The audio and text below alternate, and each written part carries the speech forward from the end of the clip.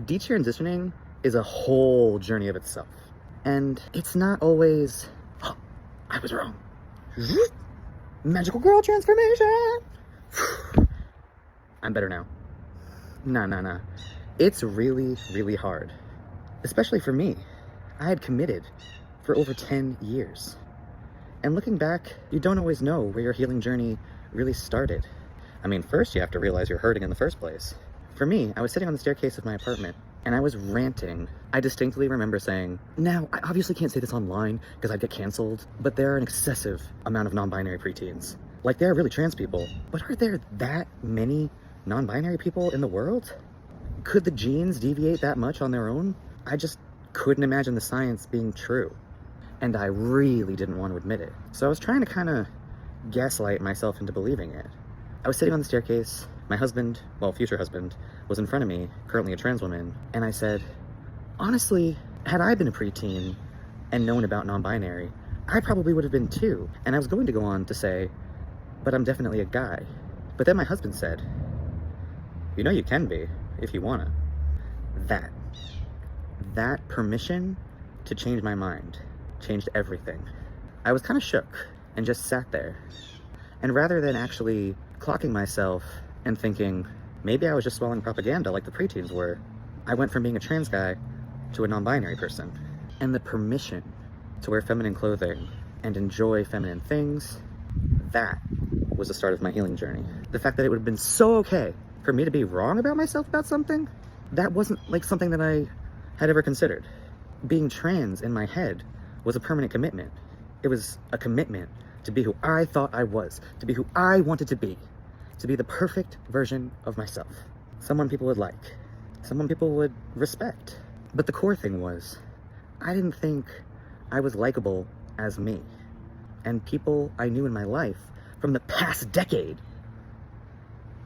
they knew Asher, not Carrie. So the non-binary thing was this great best of both worlds Hannah Montana thing. I could still be trans, but I could also do girl stuff.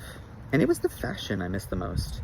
Guy clothes are really limiting, but the non-binary permission to wear whatever I wanted. And this is the thing.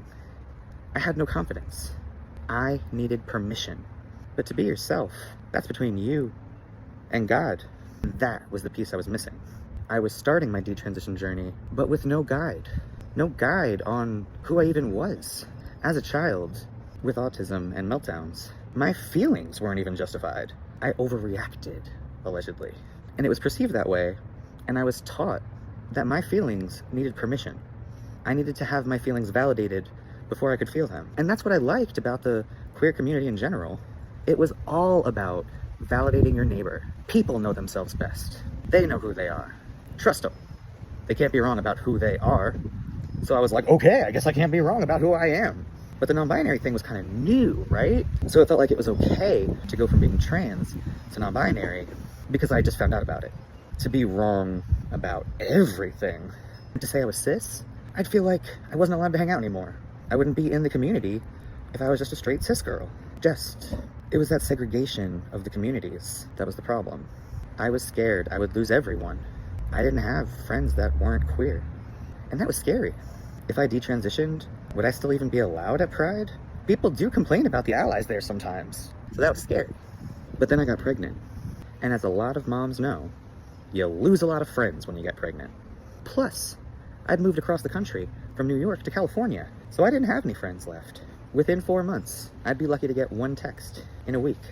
And maybe that's a bit extreme, but that was the truth. So as I sat there, non-binary and pregnant, I was doing a lot of research.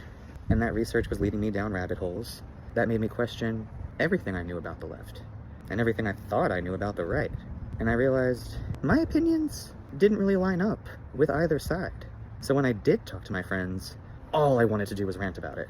So the friends I did have, I started losing. Fast forward, I have my kid, not too many friends. So I was alone in my backyard in California, and I had very few people to talk to. So I started researching everything. And that led me to researching religion. And I started reading the Bible and reminiscing about when I was young. And I used to pray all the time because even with all my meltdowns and not having too many friends, being an autistic kid, undiagnosed, I knew that Jesus knew what was in my heart And he knew I didn't mean it. And he knew I was a good girl. And as I sat there in that backyard, I started praying. And as I talked to God, I couldn't hear him say my chosen name. It was only Carrie. And I knew he missed me the whole time I was gone. He missed Carrie. Not Ellison, not Asher, Carrie. And I knew I had to detransition completely. I knew my son needed a mom. But it wasn't straightforward. It was a little while before I even told my family. And it was a long, long text message. And even after I sent it, it was scarier, the idea of coming out as Christian, than coming out as not trans. My parents aren't super Christian. I've had a lot of doubts, and a lot of insecurity, and a lot of times, I wasn't even sure I made the right choice. Was I still non-binary? Was I still trans? Who even is Carrie? But what keeps me on track is prayer. It's knowing God's design.